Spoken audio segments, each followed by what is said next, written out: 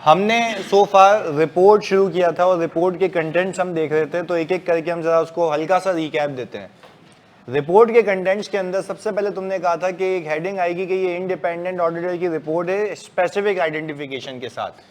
फिर हमने ये कहा था कि भाई इसमें एड्रेस ही आएगा age appropriate, opinion, basis for opinion, opinion can be modified opinion, basis for can be basis for modified opinion। अंदर की बातें हम करते हैं।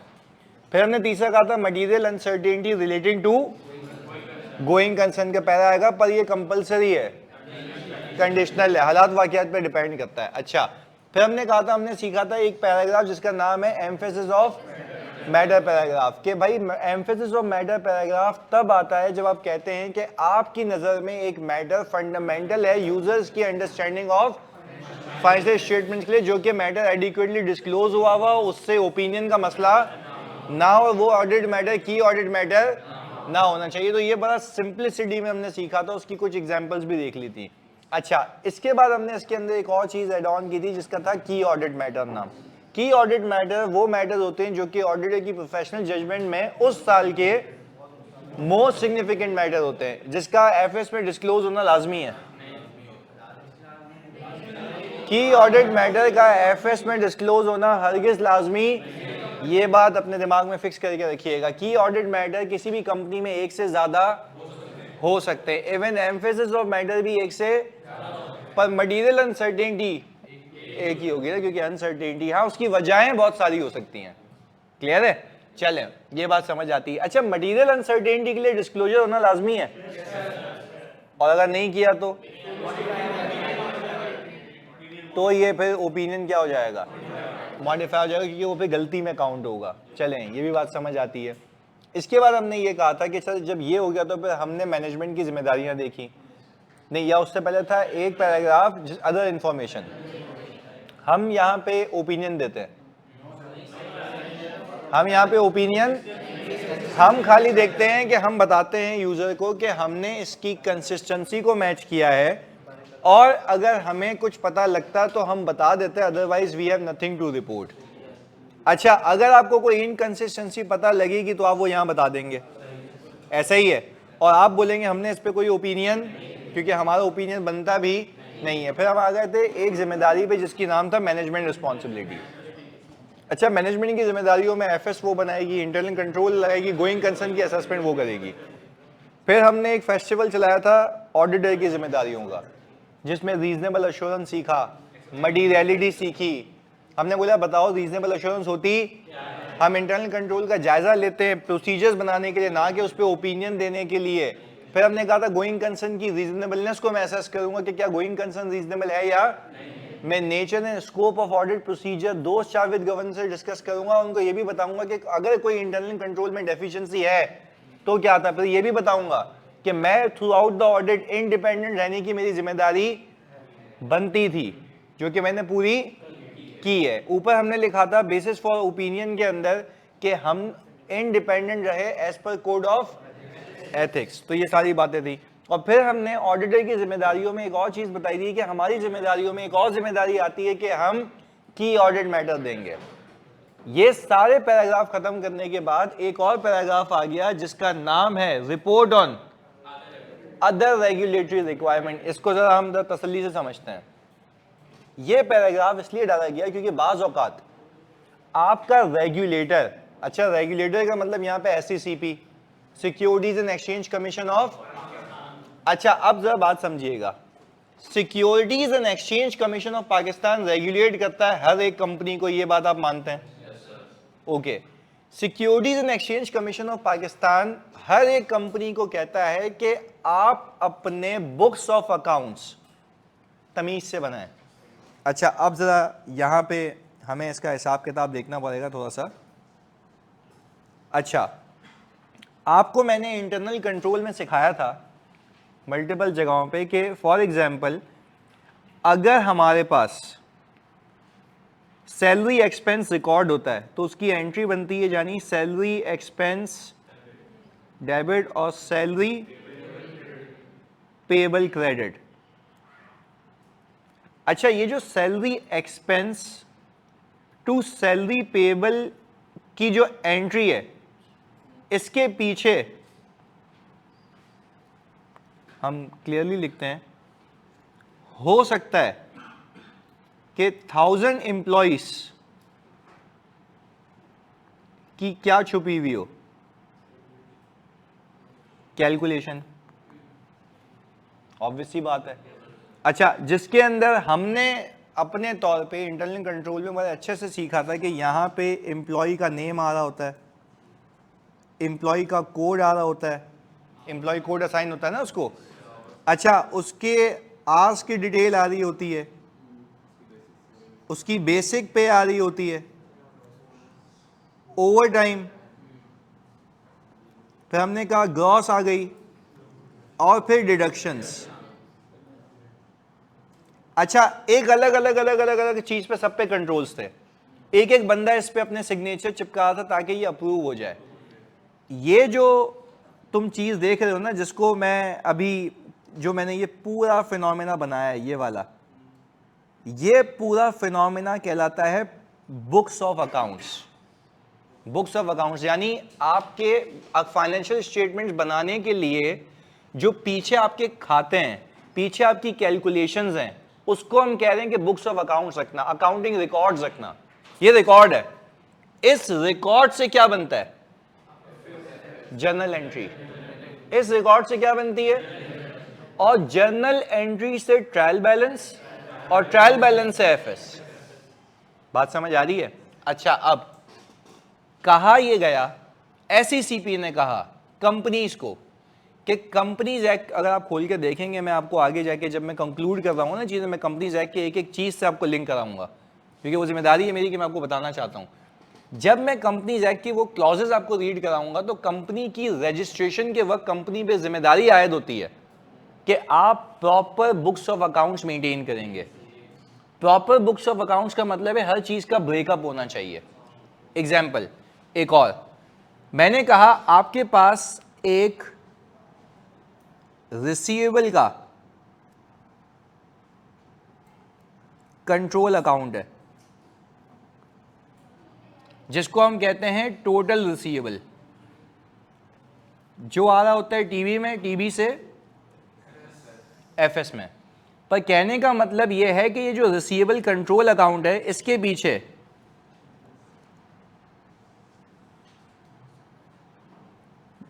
मल्टीपल कस्टमर्स हैं, customer 1, customer 2, customer 3, customer 4। Sale होती है, पैसे आते हैं, सेल होती है, पैसे आते हैं, सेल होती है, पैसे आते हैं, एक एक एक कर एंट्री पूरी जाके कहां जाती है? कंट्रोल अकाउंट में। भाई इसके रिकॉर्ड्स भी मेंटेन करने को बोलता है। अगर इसके रिकॉर्ड्स मेंटेन नहीं करेगा तो ऑडिट कैसे होगा? अगर ये रिकॉर्ड्स ही नहीं होंगे तो मैं वेरीफाई कैसे करूंगा किसके पैसे आए थे, किसके पैसे नहीं आए थे? सप्लायर स्टेटमेंट किससे मैच करूंगा? पहले बताओ, बात समझ आ रही है, हाँ या नहीं? अच्छा, तो अब कहने का मतलब यह है, कहने का मतलब यह है कि जो securities and exchange commission of Pakistan है, उसके पास इतना रिसोर्स नहीं है कि वो हर कंपनी में जाके देखेगा क्या ये प्रॉपर बुक्स ऑफ अकाउंट्स बने हुए नहीं बने हुए। Proper books of accounts again it's not about the proper preparation of the FS.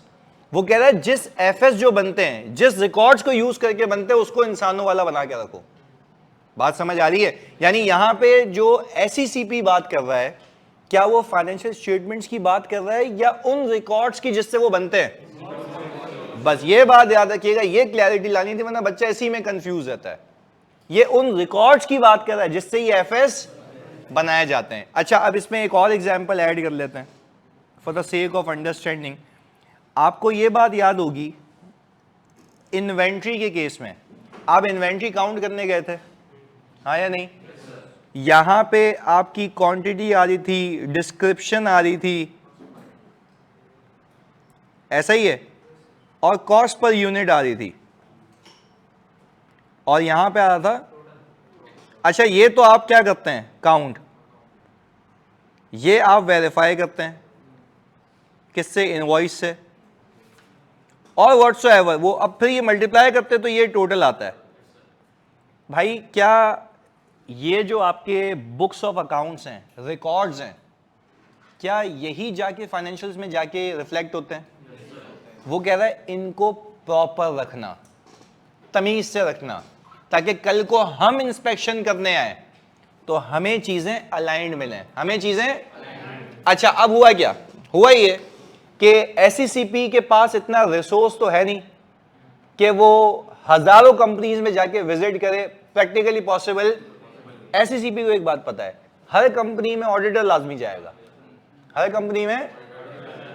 तो ऑडिटर को कहा गया आपके ऊपर कुछ एडिशनल जिम्मेदारियां मैं आयद करता हूं, आपने इन चीजों पे भी रिपोर्ट करना है, इन चीजों पे भी। बट बेसिकली आप ये रिपोर्ट हर कंपनी के लिए करेंगे क्योंकि मैं चाहता हूं।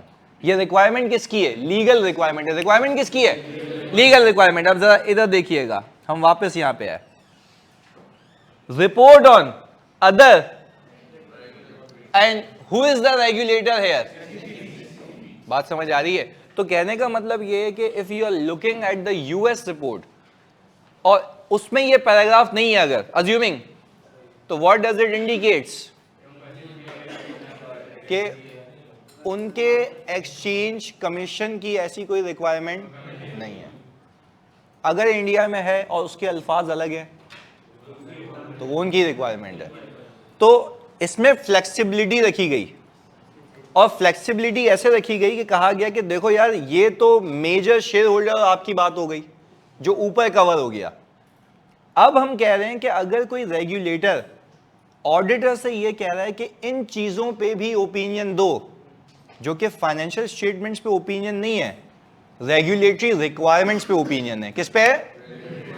तो रेगुलेटरी रिक्वायरमेंट्स पे ओपिनियन ऊपर वाले ओपिनियन में नहीं आएगा क्योंकि वो फाइनेंशियल स्टेटमेंट्स पे है, क्योंकि वो। तो देखो ये शुरू कहां से हो रहा है? We further report that in our opinion, but again ये जो रिपोर्टिंग हो रही है एफएस पे हो रही है या अदर रिक्वायरमेंट्स पे, जो कि रिक्वायरमेंट है किसकी? रेगुलेटर की। तो पहले बताओ पूरा सिनेरियो समझ आता है? यानी यहां पे जो भी मैं बात करूंगा वो फाइनेंशियल स्टेटमेंट्स की नहीं कर रहा। एग्रीड? आए देखते हैं। पहला, proper books of accounts have been kept by the company as required by. अच्छा, अब क्या ये फाइनेंशियल स्टेटमेंट्स की बात कर रहा है या फाइनेंशियल स्टेटमेंट जिससे बनते हैं उन रिकॉर्ड्स की बात कर रहा है? तो वो रिकॉर्ड समझ आते हैं, पेरोल स्लिप्स, शीट्स, हाँ या नहीं, इन्वेंट्री शीट्स, सब लेजर्स ऑफ रिसीवेबल, सब लेजर ऑफ पेएबल, ये सारे रिकॉर्ड्स होने चाहिए और प्रॉपरली मेंटेन होने चाहिए ताकि ऑडिट सही से हो सके। ये कौन बोल रहा है? और हम इस पे कंफर्मेशन दे रहे हैं, हम इस पे। अच्छा, ऐसा भी हो सकता है कि, अच्छा अब एक चीज बताता हूं तुम्हें, ऐसा भी हो सकता है कि एसईसीपी बोले आपने एम्प्लॉय को, हर एक एम्प्लॉय को नया नया कोड असाइन करना है अलग अलग। ये किसकी रिक्वायरमेंट है? एसईसीपी की। हमने बोला सही है भाई, एसईसीपी की रिक्वायरमेंट है। हमने जाके देखा एम्प्लॉय कोड असाइन नहीं था, पर हमने वेरिफिकेशन तो पूरी कर ली ना, हाँ या नहीं? वेरिफिकेशन पूरी कर ली। तो क्या आप ये कहोगे financial statements are not giving true and fair view, या financial statements are giving true and fair view? Yes, but आप यहां आके कहोगे proper books of accounts have not been kept by the company. अच्छा, यहां पे मटीरियलिटी का concept नहीं है, या तो है या तो नहीं है। हो रहा है तो बता दो कि हो रहा है, नहीं हो रहा तो नहीं हो रहा। यहां पे मटीरियलिटी नहीं देखते क्योंकि रेगुलेटर कह रहा है प्रॉपर बुक्स ऑफ अकाउंट्स बनते हैं, बता दे, नहीं बनता ये भी बता दे। तो अभी देखो क्या हुआ, मैं कह रहा हूं बनते हैं क्योंकि कंपनी 100% केसेस में वो रखती हैं। अच्छा, अब अगर फॉर एग्जांपल एम्प्लॉय कोड नहीं है तो क्या कोई मसला है? नहीं, वेरिफिकेशन नहीं कर सकते?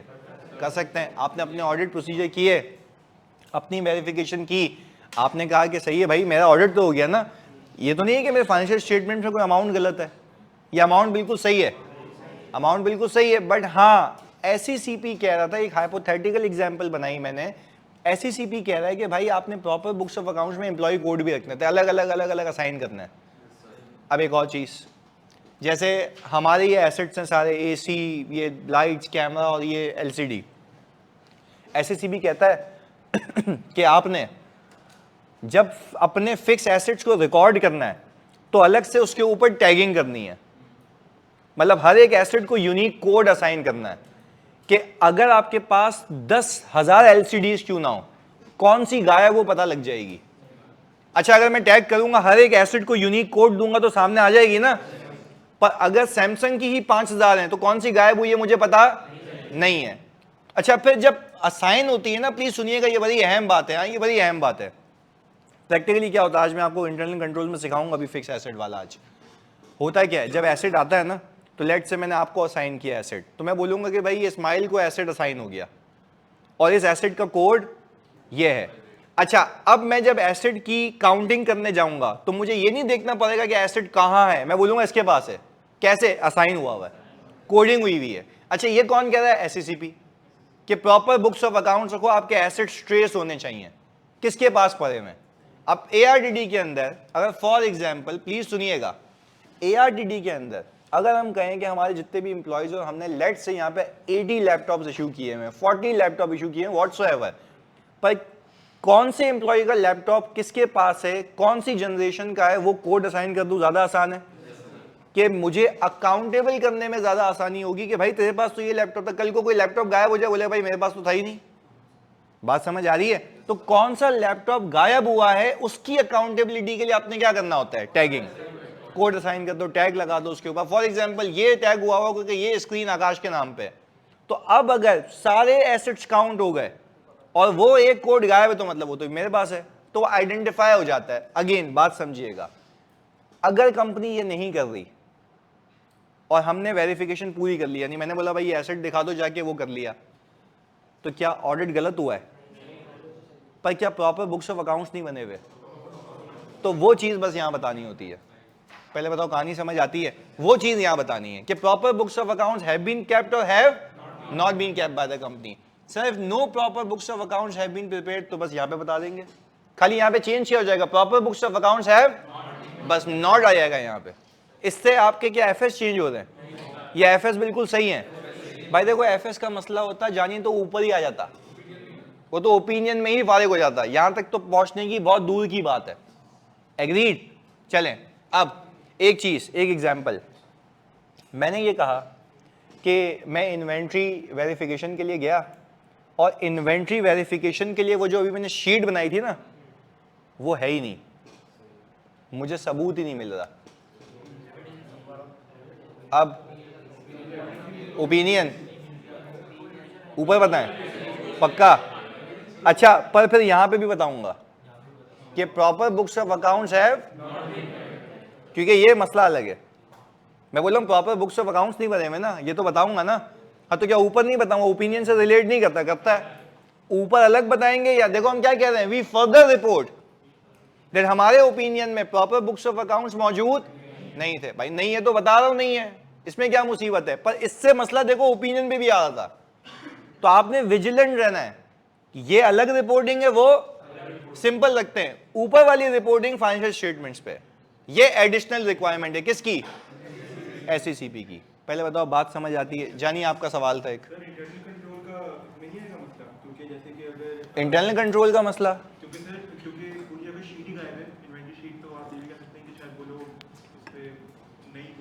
नहीं, अगर पूरी शीट ही गायब है तो आपको सबूत ही नहीं मिला ना, तो आपकी बैलेंस शीट में जो भी इन्वेंट्री आ रही है तो वो है ही पूरी गलत, आपको पता ही नहीं है कि होनी भी चाहिए या। बात समझ आ रही है? तो देखो शीट नहीं, अच्छा कुछ इन्वेंट्री पड़ी हुई है, कुछ इन्वेंट्री। अच्छा अब ये भी हो सकता है, सुनना, अब इसको अदर वे राउंड में करता हूं, ये कैम के पीछे क्यों कर गया भाई? एक में दूजा भाई, सबर, बता रहा हूं, सुनो। अब एक एग्जाम्पल बनाते हैं इससे, आ जाओ। शीट नहीं बनी हुई थी, मान लिया, हमने बोला आओ 100% काउंटिंग करेंगे, सही टाइम लगा दिया, इतनी थी कि हो सकती थी। हम 5-6 लोग लेके आए, हमने एक एक एसेट को उठाया, लिखा, वेरिफिकेशन की ना, ऑडिट किया, और फिर इसकी इनवॉइसेस देखी एक एक की निकाल के, और वैल्यू निकाल ली, वो एग्जैक्ट वैल्यू मैच हो गई, सबूत मिल गया। अब मैं यहां कुछ बताऊंगा क्या? Proper books of accounts have not been kept by the company. बात समझ आ रही है? देखो अगर मेरी स्कोप लिमिटेशन है या मुझे सबूत नहीं मिल रहा तो वो ऊपर ही फाड़ेगा मामला, पर हाँ ऊपर वाले मामला हल हो गए तो इसका हरगिज मतलब ये नहीं है कि प्रॉपर बुक्स ऑफ अकाउंट्स वाली बात नहीं बताऊंगा। एससीसीपी कह रहा है यही मुझे बताओ, फिर मैं देख लूंगा, फिर वो खुद नोटिस भेजेगा उसको, भाई क्या लगाया हुआ है, क्यों तुम लोग प्रॉपर बुक्स ऑफ अकाउंट्स ही बनाते हो? कल को शेयर होल्डर का पैसा लगा हुआ है, तुम्हारे पास रिकॉर्ड्स नहीं है, वेरिफिकेशन कैसे होगी? चलो ये ऑडिटर है, आज वेरीफाई हो गया, इतनी क्वांटिटी में स्टॉक था, अगर लार्ज क्वांटिटी में होता तो वेरीफाई नहीं हो सकता था। तो इसके लिए भाई खुदा के वास्ते आप बनाओ ना, पैनलाइज हो गए तुम। अच्छा, तो ऐसी सीपी को कैसे पता लगेगा कौन सी कंपनी बना रही है नहीं बना रही? तो हर कंपनी में हर शेयर होल्डर बताता है, यस। तो ये तो कहानी यहीं से सामने आ जाती है, बाकियों का तो कोई मसला ही नहीं है, एससीसीपी को आने की कोई नीड। और आपको ये भी पता है ना कि जब भी ऑडिट रिपोर्ट साइन होती है वो एससीसीपी को भी जाती है। जब नोटिस जाता है ना एजीएम का, तो वो एससीसीपी को भी जाता है, मेंबर्स को भी जाता है और शेयर होल्डर को भी आता है। तो कहने का मतलब है सारी बातें उसको वहां पता चल जाती हैं। क्लैरिटी है? जी जानी। हाँ यस, अब अगर उस एनपीओ को कन्वर्ट करें, उसने रसीदें सारी फाड़ दी थी, तो क्या हम कह सकते हैं कि प्रॉपर बुक्स ऑफ अकाउंट्स नहीं बनाए हुए थे? बिल्कुल नहीं बनाए हुए थे। नहीं तो एविडेंस तो मिल गया था, वो तो मैंने अदर सोर्सेज से ले लिया। एविडेंस होना एक अलग बात है, पर अलग तरीके से, और प्रॉपर बुक्स ऑफ अकाउंट्स का होना एक प्रॉपर का मतलब है easily you go and verify. Opinion तो नहीं होगा ना, इधर आके बताऊंगा कि प्रॉपर बुक्स ऑफ अकाउंट्स उन्होंने मेंटेन नहीं किए हुए थे। सही है जी। अच्छा भाई, सवाल आया भाई, कंपनी के पास प्रॉपर बुक्स ऑफ अकाउंट्स हैं, आगे ऊपर बता देना भाई, बुक्स ऑफ अकाउंट सही बने हुए थे। बुक्स ऑफ अकाउंट तुम अभी भी गलत किया है तुम्हारा। देखो मैंने शुरुआत कहां से की थी पता है? दो चीजों को मिक्स नहीं करना। ऊपर बात होती है फाइनेंशियल्स की, नीचे बात होती है अकाउंटिंग रिकॉर्ड्स की। अकाउंटिंग रिकॉर्ड्स जिससे एफएस बने हुए हैं वो रिकॉर्ड सही हैं।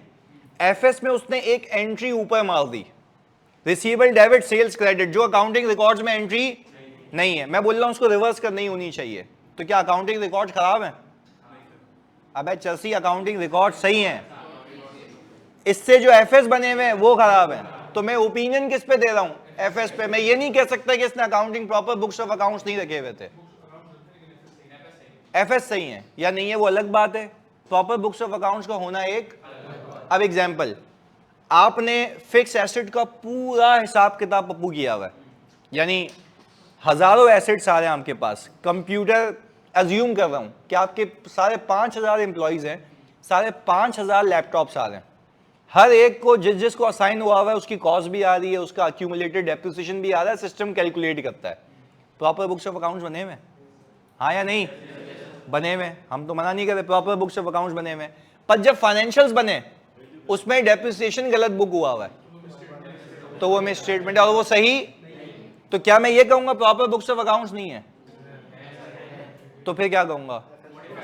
मॉडिफाइड ओपिनियन आएगा, डिपेंडिंग अपॉन के मटेरियल है या नहीं है। तो ये वाली बात है। तो दो चीजों को तभी मैंने शुरुआत यहां से की है कि बुक्स ऑफ अकाउंट्स का होना एक अलग बात है और फाइनेंशियल स्टेटमेंट्स का बनना एक अलग बात है। अच्छा, मैं सारे सवालात को एंटरटेन करता हूं, खाली यहां पे 2-3 आत्माएं तड़प रही हैं। 1 मिनट सर, ओपिनियन मॉडिफाई हो गया, ये अभिनंदन आए आज क्लास में, ये नहीं ये उसके जहाज, उसकी गोद में बैठा हुआ तो वहीं से उतरा है जहाज से। सर ओपिनियन मॉडिफाई, पीए सुनना, तुम लोगों ने बड़ा टेक्निकल सवाल किया होगा इससे, सुनना। ओपिनियन मॉडिफाई हो गया ड्यू टू स्कोप लिमिटेशन, तो proper books of accounts have not been maintained आएगा। रट्टा क्यों लगा रहे हो भाई अभिनंदन? मैं ये कह रहा हूं, मैं कह रहा हूं अगर ओपिनियन मॉडिफाई हुआ है चीजें ना मिलने की वजह से, तो इसका मतलब यह है कि प्रॉपर बुक्स ऑफ अकाउंट्स भी नहीं मौजूद थे। Agreed? Proper books of account मौजूद नहीं थे, तो आप यहां भी बताओगे और ओपिनियन को भी बता दोगे। दो बातें, लाजमी नहीं है कि सबूत नहीं मिल रहा तो प्रॉपर बुक्स ऑफ अकाउंट्स नहीं। अब एग्जांपल देता हूं, एक एग्जांपल देता हूं। आप ये प्लीज बहुत फोकस होकर सुनना, क्योंकि तुम सबके लिए मैं इतना टाइम लगा रहा हूं इस पर। आगे सुनो एक एग्जांपल। जैसे मैंने आपको पाकिस्तान इंटरनेशनल बल्क टर्मिनल की एग्जांपल दी थी, गोइंग कंसर्न वाली, याद है? अब वहां पे कंपनी ने गोइंग कंसर्न पे अकाउंट्स बनाए हुए और बैंक का रिप्लाई नहीं आ रहा। ये बड़ी इंपॉर्टेंट बात है, देखिए अगर आप सुनेंगे तो फिर जरा आप फिर कनेक्ट कर पाएंगे। बैंक का रिस्पॉन्स नहीं आ रहा कि यार क्या मैं इसको एक्सटेंशन अलाउ करूंगा। अच्छा, मुझे सबूत नहीं मिल रहा कि गोइंग कंसर्न है या, तो ये भी तो सबूत नहीं मिल रहा ना, तो क्या इसमें प्रॉपर बुक्स ऑफ अकाउंट्स नहीं बने हुए?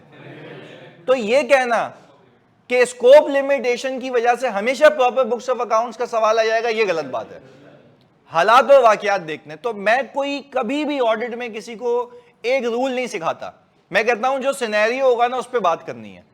पहले कहानी प्रॉपर लाओ और फिर कहानी पे कंक्लूड करो। पहले बताओ जानी, बात क्लियर हो गई अभिनंदन भाई, जल्दी बताओ प्लीज, ये वाली बात समझ आती है? सबसे पूछ रहा हूं मैं, सबसे पूछ रहा हूं, सबसे मतलब सबसे, सबने बताना है। चलें इधर, अब इधर आगे एक सवाल। खिजरा कह रही है कि सर ऑडिट पर फर्क नहीं पड़ता, लेकिन अगर सही अकाउंट्स मेंटेन ना हो तो ऑडिट में भी मसला आएगा ना भाई। अच्छा फिर नीचे हादी ने खुद जवाब दे दिया, जब ऑडिट करने गए रिकॉर्ड्स नहीं मिले तो फिर भी हमने खुद वेरीफाई करके चेक कर लिया, सबूत तो मिल गया। क्या ये सही कह रहा है?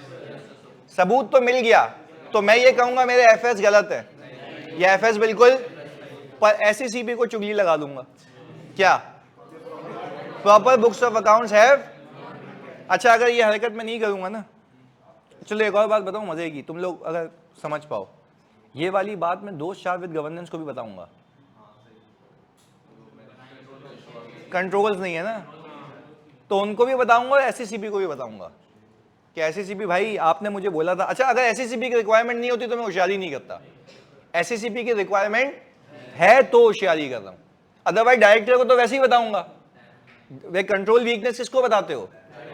डायरेक्टर्स को, वो तो वैसे ही जाएगी, ये तो एडिशनल रिक्वायरमेंट है। कौन सी? रेगुलेटरी, इसलिए यहां पे बात कर रहे हैं। तो देखो इतनी बातें करने का और इतनी सारी चीजें डिस्कस करने का मकसद ये है ना कि आपको फाइनेंशियल स्टेटमेंट्स में और बुक्स ऑफ अकाउंट्स में फर्क समझ आए। बात समझ आ रही है? पक्की बात है, सबसे पूछना जानी क्लैरिटी है, हाँ या नहीं? ओके जी। कहाँ पे? अच्छा अच्छा भाई, ये बोल रहा आग लग गई, सारे अकाउंटिंग रिकॉर्ड्स और हमारे पास कोई बैकअप नहीं है। चले भाई, दो चीजें वापस से सुनिएगा जानी, प्लीज सुनिएगा। भाई ने बोला आग लगी है बस्ती में, ऑडिटर अपनी मस्ती में, ऑडिटर ने बोला कि भाई आग लग गई, अब सबूत नहीं मिल रहा, तो मैं ऊपर तो ओपिनियन पहले बता दूंगा, कुछ भी वेरीफाई स्कोप लिमिटेशन, सही है। अच्छा ये हो गई बात, यहां पे आके लाजमी बताऊंगा कि proper books of accounts maintain. SCCP call करके पूछेगा क्यों भाई आग लग गई थी, कैसे ओपिनियन देता, आप ही ने बोला था बताना, बता दिया। क्लियर है? पक्की बात है। चलें पहले बताओ क्या ये बात समझ आती है?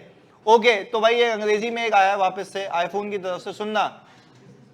So sir, can we say that with proper books of accounts we can easily verify our FS? बिल्कुल ऐसा ही है। But if no proper books, then we can still find audit evidence using different methods. हाँ या नहीं? Yes, but even if then we are unable to verify using different method, then it will be considered as a scope limitation. और फिर opinion का मसला भी आएगा, यहाँ पे भी आएगा। पहले बताओ बात समझ आती है भाई? चलें अब ओके जी भाई, ये वाली बात आ गई समझ। चलें भाई, अब अगर इजाजत हो तो अल्लाह की कसम इस लाइन को आगे लेके चलें थोड़ा सा। ओके अच्छा, फिर इसमें भी कोई रॉकेट साइंस नहीं है, इसको देखो कनेक्ट कैसे करता है आपका भाई, खाली ये सीखिएगा आप। इधर चल रहे फोकस के साथ। भाई शैजिल कह रहे हैं सर प्लीज मेरा सवाल, भाई कॉपी कर यार वापस से, जल्दी जल्दी कर भाई। अच्छा मोहम्मद हसन अभी भी कैंप पे बैठे हुए हैं, 1 मिनट। सर कैंप में ऐसा कोई मैटर ना हो फिर भी पैरा आएगा है, इसका कोई कैंप से ताल्लुक है? हाँ ये तो बताना ही बताना है ना, ये किसकी रिक्वायरमेंट है? एससीसीपी को ये बोल सकते हो वहां बता दिया, वहां से देख ले, ये यहीं पे जो भी है।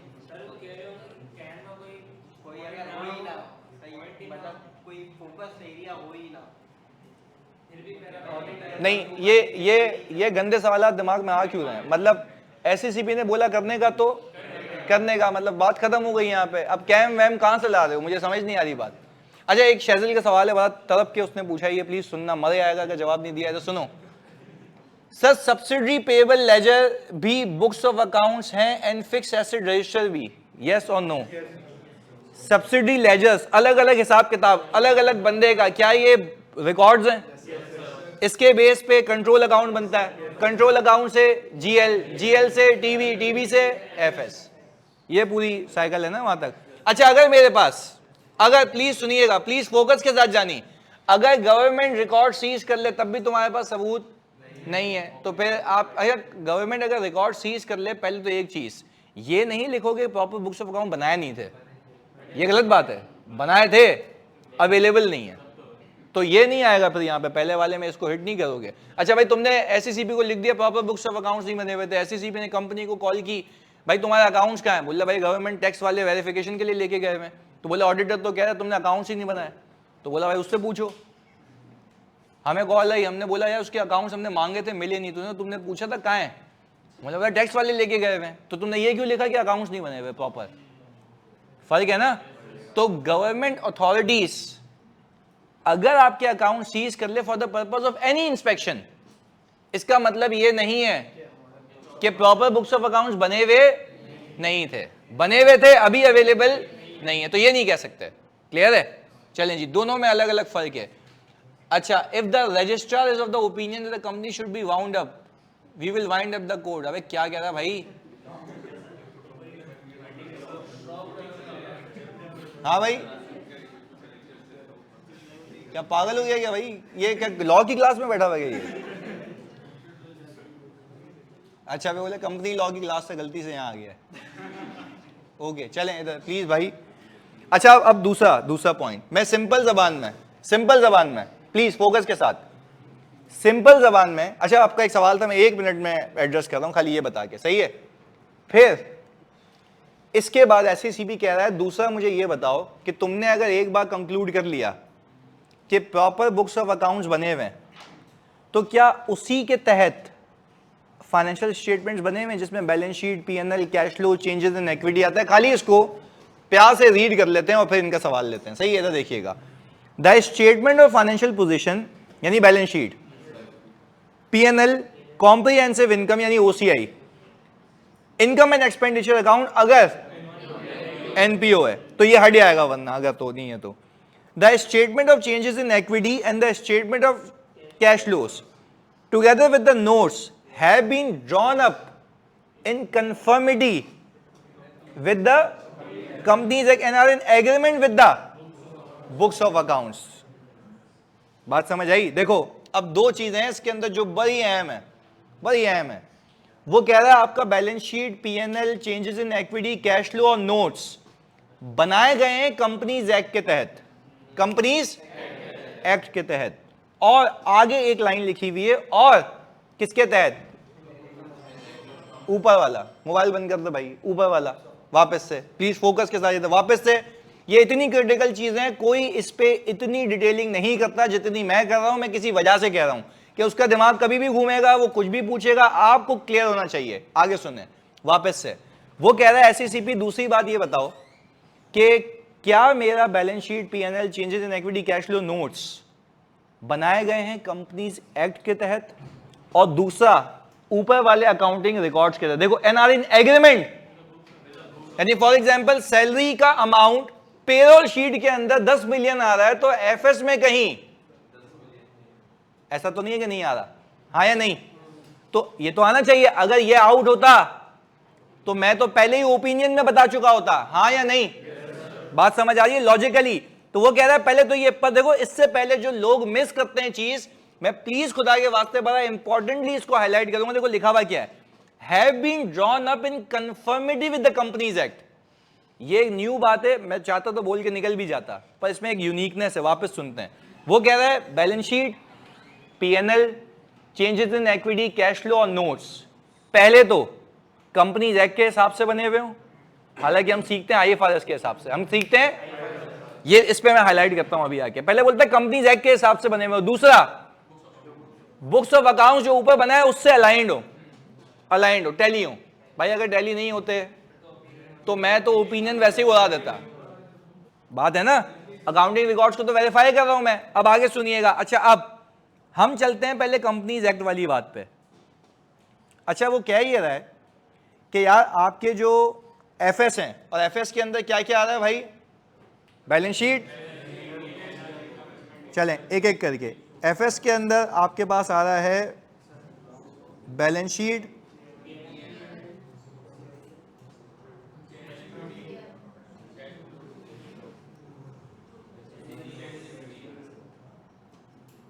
और अच्छा अब जरा यहां पे फोकस, अभी हम कंपनी की हद तक रुक गए ना, यहां पे फोकस, मैं आ गया जरा नोट्स के ऊपर। जिसने FAR2 दिया हुआ है उसको ये बात जल्दी समझ आ जाएगी, जिसने नहीं दिया हुआ उसको भी मैं समझा दूंगा, सही है, फोकस के साथ। SECP ये कहता है कंपनीज एक्ट के जरिए कि आपने PP के डिस्क्लोजर में ये सीखा हुआ है, प्लीज सुनिएगा, ये सीखा हुआ है कि आप अगर एसेट को फेयर वैल्यू पे रखते हैं तो उसकी हिस्टोरिकल कैरिंग अमाउंट डिस्क्लोज करते हैं कि ये एसेट कितने पे होता अगर ये कभी रीवैल्यू, ये रिक्वायरमेंट है IFRS की, ये रिक्वायरमेंट है किसकी? अब इसके ऊपर SECP ये कह रहा है कंपनीज एक्ट के जरिए भाईजान ये तो IFRS की फुलफिलमेंट हो गई। आज मैं बहुत टेक्निकल जाऊंगा इसलिए कह रहा हूं फोकस होकर सुनना। ये तो रिक्वायरमेंट हो गई IFRS की। कंपनीज एक्ट कह रहा है अगर आपके पास कोई बिल्डिंग है, कंपनी के पास कोई बिल्डिंग है, अच्छा वो बिल्डिंग कहां सिचुएटेड है, उसका यूज क्या है, उसका एरिया क्या है, जरा ये भी बता दो। बट अगेन ये रिक्वायरमेंट मेरी जान कंपनीज एक्ट 2000। अब एक काम करते हैं, वापस चलते हैं, अब इसको रीड करते हैं एक बार ताकि तुम्हें मैं समझा पाऊं। Statement of financial position, P&L, cash flow, changes in equity notes अब हैव बीन ड्रॉन अप, बनाए गए इन कंफर्मिटी विद द, ये लिख के दो यहां पे कि कंपनीज एक्ट की सारी चीजों के तहत बनाए गए। तो यानी अब मैं अगर यहां पे एक टेक्निकल चीज ऐड करूं, पहले बता दो ऑनलाइन वालों और आप सब, ये बात क्लियर है कि कंपनीज एक्ट का जो यहां पे जिक्र है वो क्यों किया गया है, क्योंकि कंपनीज एक्ट की कुछ एडिशनल रिक्वायरमेंट्स हैं, वो भी कंफर्म करनी है मुझे यहां पे, वो भी कंफर्म करनी है। 2 मिनट बस, पहले बताओ ये वाली बात क्लियर है? इसके आगे मैं सारे सवाल लेता हूं, पहले इनका सही। आप प्लीज फोकस होकर सुनना। ये तो बात हो गई यहां तक, ये तो बात हो गई यहां तक, सही है। इसमें मल्टीपल और रिक्वायरमेंट्स होती हैं, कौन कौन सी ये बताता हूं। वो बोलता है अगर आप कोई मैन्युफैक्चरिंग कंसर्न है तो आप ये बताएं आपके प्लांट की टोटल कैपेसिटी कितनी है, आपने उस साल प्रोडक्शन कितनी की, और अगर शॉर्टफॉल हुआ तो क्यों हुआ। ये पाकिस्तान के कानून की रिक्वायरमेंट है डिस्क्लोजर्स की। क्या ये IFRS ड्रिवन है या रेगुलेटर ड्रिवन? अब एक अहम बात, आप जब पाकिस्तान में अकाउंट्स बनाते हैं ना तो अकाउंट्स में लिखते हैं बेसिस ऑफ प्रिपरेशन।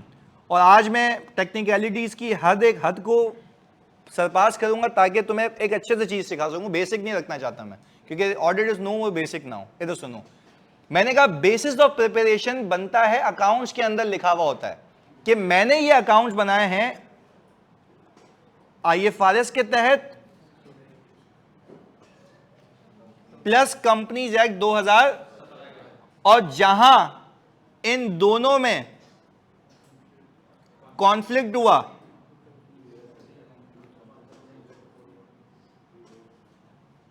तो ये प्रिवेल करेगा। ये मैं लिखता हूं, मैं आपको खोल के दिखा दूंगा वो फाइनेंशियल्स, किसी भी फाइनेंशियल्स पे आता है उसमें ये लिखा हुआ होगा।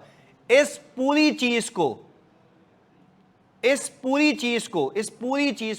चीज को हम ऑडिट की जबान में कहते हैं, क्या कहते हैं भाई, फिर भंड मार रहा तू बिला वजह, शॉर्ट फॉर्म, एप्लीकेबल फाइनेंशियल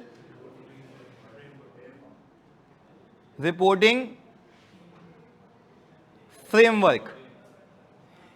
कोई अब देखो, आज के बाद जब हम बात करेंगे ना तो हम ये करेंगे कि ये कंपनी या कोई भी कंपनी किसके तहत अकाउंट्स बनाती है। आप बोलेंगे एप्लीकेबल फाइनेंशियल रिपोर्टिंग फ्रेमवर्क। मैं बोलूं पाकिस्तान में जो एप्लीकेबल फाइनेंशियल रिपोर्टिंग फ्रेमवर्क है is not only IFRS, companies act भी है। और आपको एक मजे की बात बताऊं, देखो मैं अलाइनमेंट कैसे कराता हूं।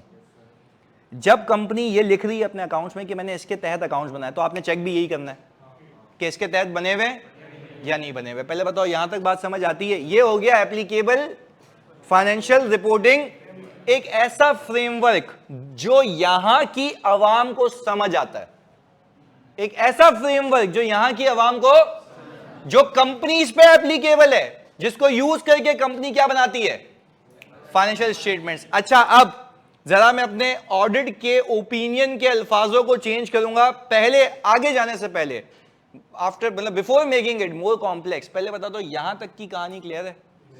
पक्की बात है। IFRS भी, कंपनीज एक्ट भी, कोई कंफ्यूजन हो सिर्फ इसमें तो पूछ लो जी।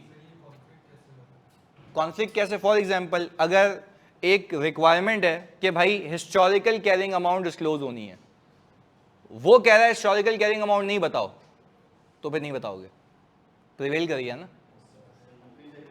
कंपनीज एक्ट तो मना कर रहा है ना फिर। अच्छा, कंपनीज एक्ट कुछ और एडिशनल कह रहा है जो वो नहीं कह रहा, ये भी कॉन्फ्लिक्ट है, तो फिर कंपनीज एक्ट प्रिवेल करेगा। बात समझ आई? प्रिवेलेंट की बात ये है कि लोकल लॉ ऑलवेज प्रिवेल करता है। चलें, अच्छा एक मिनट, शहजिल कह रहे हैं सर IS1 की भी तो रिक्वायरमेंट होती है ना, तो चर्सी IS1 की रिक्वायरमेंट कहां कवर हो गई? IFRS में कवर हो गई ना भंगी। इधर सर हम इसकी रिटर्न, अबे एक मिनट रुक जा, अभी नंदन रुक जा, एक मिनट रुक जा, पहले बताओ मैंने आपसे क्या होशियारी करने को बोला इधर उधर, या मैंने सिर्फ ये पूछा है कि इसका बताओ ये क्लियर है या नहीं है? इसमें से कोई सवाल है तो मैं अभी हाजिर हूं जवाब देने के लिए। इसमें से आगे पीछे कुछ भी नहीं, ये क्लियर है? फ्रेमवर्क हाँ या नहीं? अच्छा, कोई भी कंपनी, अब सुनना, कोई भी कंपनी जब अकाउंट्स बनाती है तो वो आप बोलेंगे वो फ्रेमवर्क के तहत बनाती है।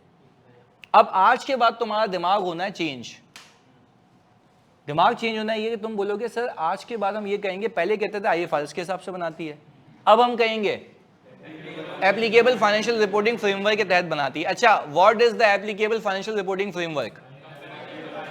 IFRS plus and if there is a conflict companies act prevail करेगा। तो अब एक चीज सिखाता हूं तुम्हें आज मजे की, जो तुम्हारा पूरा कॉन्सेप्शन जो है ना पिछले वाला क्लियर हो जाएगा। तो सुनना, कहने का मतलब यह है कि अगर एग्जाम्पल दे रहा हूं, बड़ी अहम होकर सुनना, क्योंकि तुम इधर उधर डेविएट हुए तो तुम्हारा अपना मसला है। फिर सुनो, मसला यह है कि अब मैं जो ओपिनियन देता हूं ना उसमें लिखता हूं in our opinion the financial statements have been prepared in accordance with applicable financial reporting framework.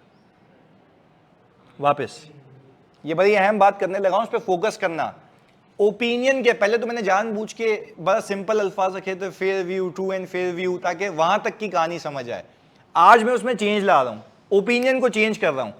Opinion में हम क्या लिखते हैं? इन आवर ओपिनियन, हमारे ओपिनियन में ये financial statements applicable financial reporting framework के तहत बने हुए हैं या?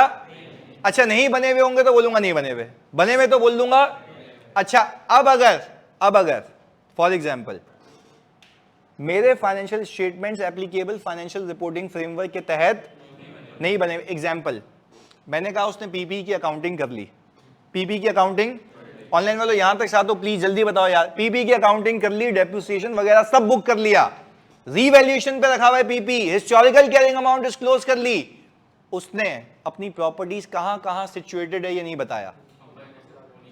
अच्छा, अब मैं तुमसे पूछता हूं, क्या मैं ओपिनियन को उड़ा दूंगा? यस, क्योंकि आपने जब एग्रीमेंट साइन किया था, एंगेजमेंट लेटर, तो उसमें एग्री किया था कि आप फाइनेंशियल बनाएंगे इसके तहत और मैं चेक करूंगा इसके तहत, और अगर इसके तहत चीज तो मैं कहूंगा ये फाइनेंशियल इसके तहत नहीं बने हुए, क्योंकि आपने रिक्वायरमेंट को पूरा नहीं किया। तो यानी एक बड़ी अहम बात कह रहा हूं जो कि बहुत ही क्रूशियल बात है, ये बात को समझना।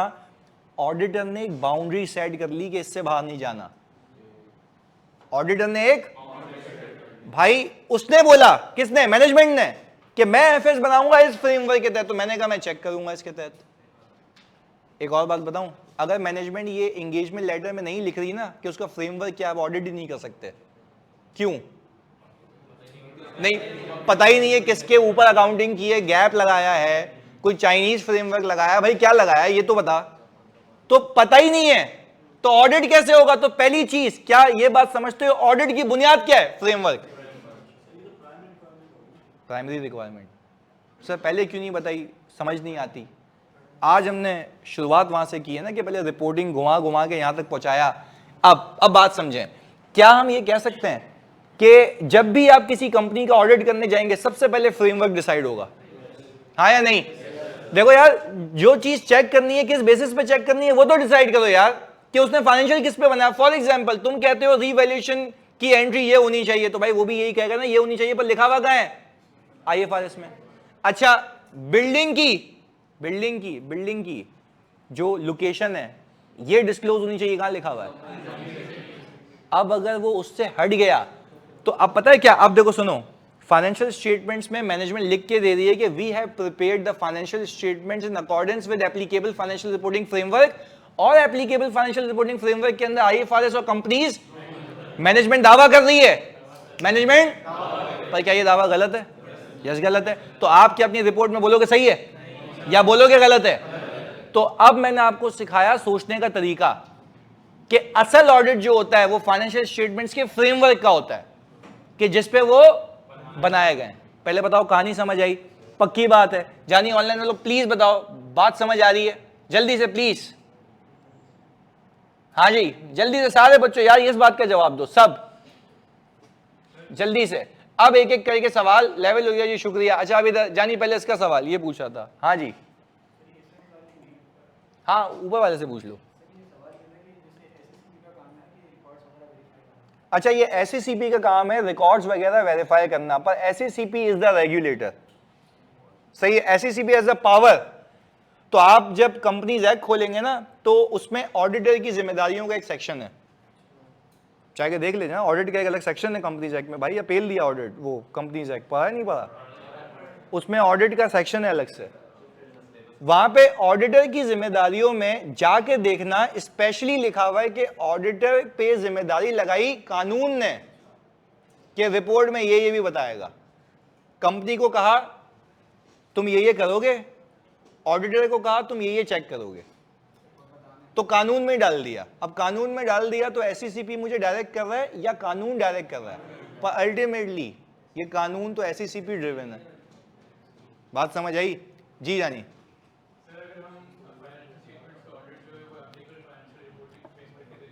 अच्छा एक एक करके, हाँ ये आपका सवाल यहाँ पे भी ये मुझे बताना है। भाई सवाल ये आया कि सर हम जब फाइनेंशियल स्टेटमेंट्स का audit applicable financial reporting framework के तहत कर रहे हैं, आगे तो फिर हमारा जो भी कॉन्फ्लिक्ट होगा अगर वो इस पे ही होगा, तो फिर वो उससे तो हमारा डायरेक्ट ओपिनियन इफेक्ट होगा। यस। तो फिर इसका सेपरेट पैराग्राफ होने का, तो इसका सेपरेट पैराग्राफ होने का इसलिए मतलब है क्योंकि SACP कह रहा है क्योंकि मैं पावरफुल हूं, मुझे अलग से बताओ। ओपिनियन होगा तो वो शेयर होल्डर देखेगा, ये मैं देखूंगा। मतलब जो बुक्स ऑफ अकाउंट्स वाली बात थी वो भी हमारी कंपनी एक्ट की रिक्वायरमेंट है। यस कंपनीज एक्ट की रिक्वायरमेंट है। नहीं मेंटेन होगी तो टेक्निकली हमारा फाइनेंशियल स्टेटमेंट कंपनी एक्ट के अकॉर्डिंग नहीं बनेगा। नहीं देखो कंपनी दो अलग बातें कर रहे हो ना। हम कह रहे हैं कि फ्रेमवर्क के तहत FS बनना और प्रॉपर बुक्स ऑफ अकाउंट्स के होने में फर्क है। अभी मैंने मल्टीपल एग्जांपल्स दी हैं उसकी। मैंने कहा अगर इन्वेंट्री रिकॉर्ड्स मेंटेन नहीं हुए हुए प्रॉपर, तो मैं ये तो नहीं कह रहा हूं कि proper books of accounts have not been kept by the company, but at the same time मैंने उसको वेरीफाई कर लिया किसी और तरीके से, तो मेरे FS तो सही है ना। FS बनते हैं फ्रेमवर्क के तहत। बुक्स ऑफ अकाउंट्स जो रिकॉर्ड्स हैं पीछे वो एक एडिशनल रिक्वायरमेंट है। दोनों को मिक्स नहीं करो। शुरुआत मैंने यहां से की है क्योंकि मैंने दुनिया को देखा है। इवन CA फाइनल तक जब मैं बच्चे पढ़ा रहा हूं ना, भी सेशंस ले रहा हूं, उनसे मैं डिस्कस करता हूं, सर ये तो दोनों आपस में फाइनेंशियल स्टेटमेंट रिकॉर्ड सेम होते हैं। मैंने कहा बहुत गलत बात है यार, फाइनेंशियल स्टेटमेंट्स बनते किससे हैं? रिकॉर्ड से। तो वो अलग बात है, हम दोनों को कभी मिक्स नहीं कर सकते। तो दोनों में आई थिंक आपको भी डिफ्रेंसिएशन पता होनी चाहिए, तो हमने शुरुआत ही वहां से की है। क्लियर है? अच्छा और कोई सवाल था जानी? क्लियर? यहां पे तो खत्म है, अब यहां पे फजूल सवाल लेते हैं, आ जाओ इधर। अच्छा भाई अब इधर सुनिएगा, AJ नाम के कोई शख्स हैं, व्यक्ति हैं इधर, यार ये प्लीज सबकी सवालों की इज्जत करनी है जैसा भी हो। इधर सर हम ऑडिट तो आइजा के बेस पे करते हैं और कंपनीज तो FS तो एप्लीकेबल फाइनेंशियल रिपोर्टिंग फ्रेमवर्क पे बनाती हैं, तो ये पूछ रहे हो बता रहे हो? मतलब यानी हम ऑडिट किसके के तहत करते हैं? इंटरनेशनल स्टैंडर्ड्स ऑन, और अकाउंट्स किस पे बनते हैं? इंटरनेशनल स्टैंडर्ड्स ऑन ऑडिटिंग में लिखा हुआ है आप ऑडिट करेंगे इन स्टैंडर्ड्स के तहत, बट किस चीज का ऑडिट करेंगे? एप्लीकेबल फाइनेंशियल रिपोर्टिंग फ्रेमवर्क का, क्योंकि वो दावा कर रहे हैं कि ये इसके तहत बनाए हुए हैं। एक बाउंड्री सेट होनी चाहिए। अच्छा कल को तुम फ्रेमवर्क तय नहीं करो और तुम बोलो ये गलती है, तो वो बोलेगा कहां लिखा हुआ है? भाई तुमने बोला ये सही करो, तुमने बोला क्या करो? सही करो, वो बोल रहा है नहीं कर रहा, कहां लिखा हुआ है, कहां गलती है तू बता। तुम एंगेजमेंट लेटर खोलोगे वहां फ्रेमवर्क ही नहीं लिखा हुआ, तो वो बोलेगा भाई मैं जो भी अकाउंटिंग करूं तेरे बाप का क्या जा रहा है, तू ऑडिट कर। तो तुम बोल रहे हो मैं ऑडिट करूं कैसे, मुझे कोई फ्रेमवर्क तो बताओ ना कि ये चेक करना है, ये ऐसे हुआ है। बात समझ आ रही है, हाँ या नहीं? अच्छा अब पहले बता दो, एक तो ये भंगी देखो, फिर ये बोला आज हैंडसम लग रहा है। अबे भाई इधर ये तो देखो, तुम ब्लश कराने में मजबूर कर देते हो ना इधर। अच्छा भाई अब सर हम ऐसे क्या करें, ओ भाई हम ऐसा क्या करें कि हमारे बाल भी, अबे भाई सर, हाँ वो मैंने बाद में बोला इधर। सर SECP का भी बताना होता है, इसमें वो कंपनीज एक्ट में ही फॉल कर जाता है। अबे भाई SECP का क्यों बताऊंगा यार, मैं अकाउंट्स में सिंपल क्या लिखता हूँ जल्दी बताओ, कि ये अकाउंट्स बनाए गए हैं एप्लीकेबल फाइनेंशियल रिपोर्टिंग फ्रेमवर्क के तहत, जिसके अंदर ये दो चीजें आती हैं, बस that's it.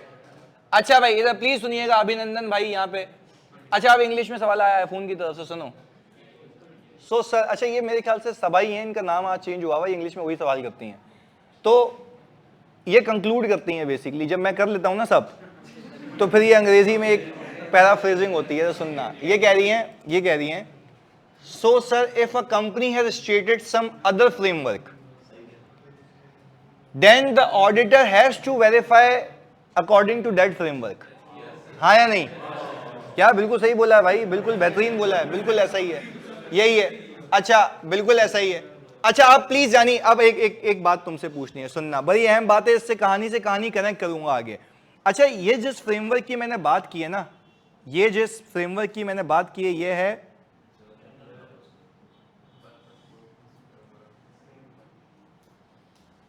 General purpose framework. अच्छा क्योंकि ये आगे जाके मैं बताता, बिला वजह कंफ्यूजन होती, आज हम सारी जो टेक्निकलिटीज हैं वो डिस्कस कर लेते। पहले मेरे सुकून के लिए, मेरे लिए ये बता दो कि क्या आपको ये बात समझ आती है कि एप्लीकेबल फाइनेंशियल रिपोर्टिंग फ्रेमवर्क का मतलब क्या है? और मैनेजमेंट दावा करती है कि मैंने अपने फाइनेंशियल स्टेटमेंट में हर चीज इसके तहत बनाई हुई, और ये क्या सेट कर रहा है बाउंड्री, कि मेरा मकसद। अच्छा अब आज ऑडिटर का मकसद भी देखो चेंज करते हैं। The objective of the auditor is to obtain reasonable assurance that the financial statement have been prepared in accordance with applicable financial reporting framework. आज हमने डेफिनेशन कंप्लीट कर दी। वापस से देखो, अब objective of the auditor is to obtain that the financial statements have been prepared in accordance with applicable financial reporting framework. और अगर मेरे इस मकसद के बीच में मुझे पता लगा कि इसके तहत नहीं बने हुए, तो मैं यही बताऊंगा कि नहीं बने हुए, और फिर बेसिस फॉर ओपिनियन में बताऊंगा कि ये क्यों नहीं बने हुए, मसला क्या था, रीवैल्यूएशन गेन नहीं बुक हुआ था, लॉस सही नहीं बुक हुआ था, डेप्रिसिएशन नहीं बुक हुआ था, गेन फेक बुक हुआ हुआ, सारी चीजें वो रेलेवेंट बताऊंगा जी। है हाँ, अगर कोई डिस्क्लोजर गायब है तो यहां भी बताओगे, ये तो बिल्कुल सही बात है। पर ऊपर बताने का मकसद ये है कि शेयर होल्डर से मुखातिब हो, नीचे किससे, रेगुलेटर से। तो दोनों की जो आपकी कम्युनिकेशन है वो अलग है। क्लियर है? चलें तो अब एक एक करके पहले बताओ, इस पे चेक लगा दें, यहां तक कोई मसला, हाँ या नहीं? ऑनलाइन में तो प्लीज बताओ यहां तक कोई मसला, सबसे पूछ रहा हूं प्लीज यार, इधर उधर के सवाल को छोड़ के सिर्फ ये बताओ जल्दी प्लीज सारे बच्चों। चलें जी, बेहतरीन हो गया। अब आगे सुनो, इसके नीचे मैंने एक चीज लिखी हुई है, जनरल पर्पस फ्रेमवर्क। सुनिएगा, जनरल पर्पस फ्रेमवर्क का मतलब यह होता है ऐसा फ्रेमवर्क जो जनरल अवाम के लिए हो, वाइड रेंज ऑफ यूजर्स के लिए। लिखो अपने पास, जनरल पर्पस फ्रेमवर्क का मतलब होता है ऐसा फ्रेमवर्क जो कि वाइड रेंज ऑफ यूजर्स के लिए हो, जो जनरली एक्सेप्टेबल हो, लार्ज पॉपुलेशन को, ज्यादा लोगों को एक्सेप्टेबल हो। अब मुझे एक बात बताओ, जो तुम पाकिस्तान में अकाउंट्स देखते हो, हर कंपनी का मफाद शेयर होल्डर का सेम ही है। IFRS कंपनीज एक्ट, IFRS जो आपके पास अकाउंट्स हैं, जो किसी और बंदे के पास पाकिस्तान में अकाउंट्स हैं, सबके लिए सेम है। General purpose framework. एक मालिक है कंपनी का, उसको पता होनी चाहिए उसकी प्रॉपर्टी कहां सिचुएटेड है, कितने एकड़ पे है, और उसका इस्तेमाल क्या है, क्या कॉस्ट पे है, रीवैल्यूएशन मॉडल पे है। मैं फिर रिपीट कर रहा हूं, क्या ये फ्रेमवर्क जो मैं जनरल पर्पस फ्रेमवर्क कह रहा हूं, क्या वाइड रेंज ऑफ यूजर्स की नीड्स को पूरा कर रहा है? Widely acceptable, widely acceptable. पहले बताओ कहानी समझ आती है?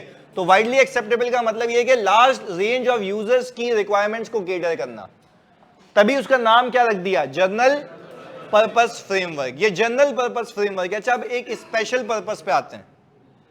अब आते हैं किस पे? अच्छा, तो यानी हम ये दो बातें कहेंगे। हमने जो आज applicable financial reporting framework Pakistan का पढ़ा, वो है जनरल पर्पस फ्रेमवर्क। किसके लिए? ये वाइड रेंज ऑफ यूजर्स के लिए, जनरली एक्सेप्टेड है। बात समझ आ रही है? उलट आते हैं अभी दूसरा। अच्छा भाई, दूसरी चीज जो बड़ी अहम चीज है, यहां पे फोकस होकर सुननी है आपने। एक होता है स्पेशल पर्पस फ्रेमवर्क।